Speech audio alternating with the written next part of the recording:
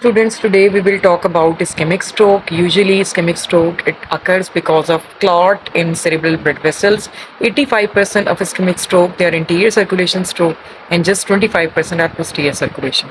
Anterior circulation stroke usually presents with hemiplegia, ipsilateral and same side seventh nerve palsy.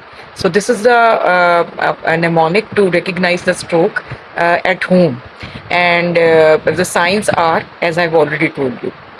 The posterior circulation stroke, there are of many types, but I would discuss only few of them, which you might come across in clinical scenarios and exams. One is posterior inferior cerebellar artery stroke called PICA, or lateral medullary syndrome, or Wellenberg syndrome.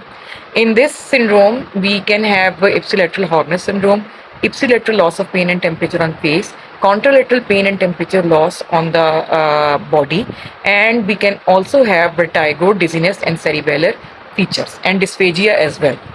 Then after that comes medial medullary syndrome. This is lateral medullary and then medial medullary syndrome. In medial medullary syndrome, the typical medial medullary syndrome is patient has got paralysis of one side and opposite side tongue deviation. So this is medial medullary syndrome.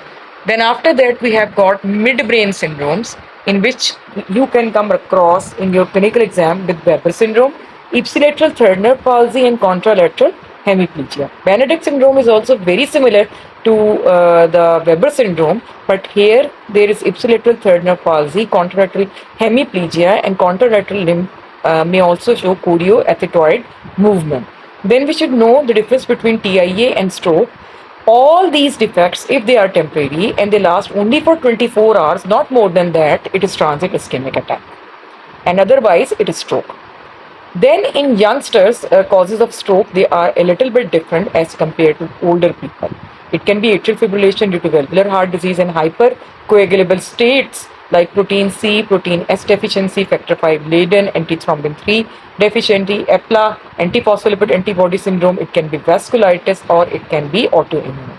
Then there is a separate entity which is very rare here, but in developed world it is quite common. It's an autosomal dominant condition, and here patient presents with stroke between 20 to 45 year of age, and he has got migraine with aura, which help us to identify that.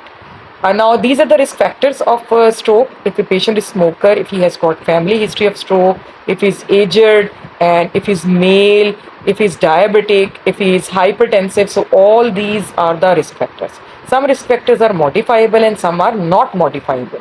For example, we cannot control age, gender, race, family history. So this was all about stroke.